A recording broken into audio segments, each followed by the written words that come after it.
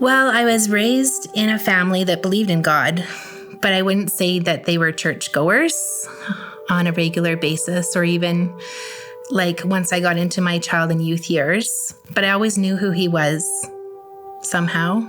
I did go to Camp Kelowna when I was younger, and that's where I learned about God, I believe. And yeah, he was just there in my little world of prayers and sometimes even my timeout chair.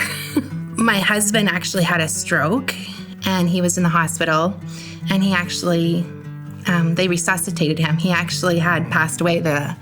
We heard the flat line of the beat. And it was just a moment where I've never felt so guided in that second. And then all of a sudden, the room changed, and they realized he started to breathe again, and they started working on him, and they actually resuscitated him.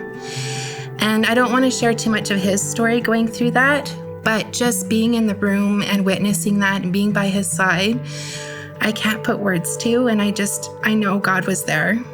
I didn't even have the words to pray. In that moment, I just visioned crawling up into God's lap, and he just held me until it was over.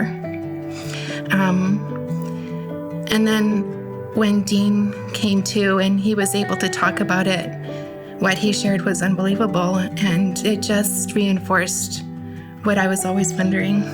I would say before, I was really focused on my career, and I was really focused on achieving all that I could do with my career. I was a consultant, and I grew my business very successfully, but I still wasn't fulfilled.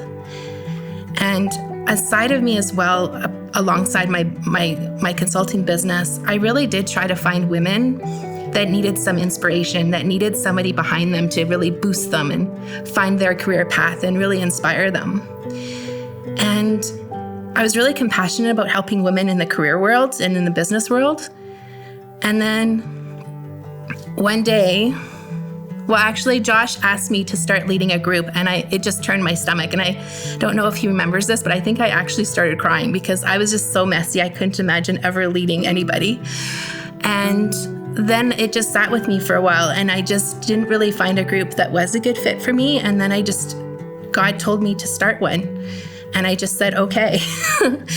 And I started leading a group, and now it's just really cool because we're the Yayas, and there's about 10 of us, and it's been so inspirational for me. Like, they give to me way more than I could possibly give to them, and just our stories and learning how imperfect we are and being just really gritty with each other is just a friendship that you just can't find anywhere else, I believe, than my experiences helping to lead the small group.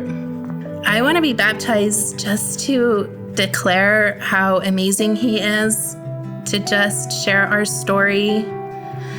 All the hard times I've looked at our past, I've now connected the dots, and it just comes around full circle to just what he is able to do, and just to declare my love and that he's my everything. I'm here to declare that I will follow Jesus for the rest of my life.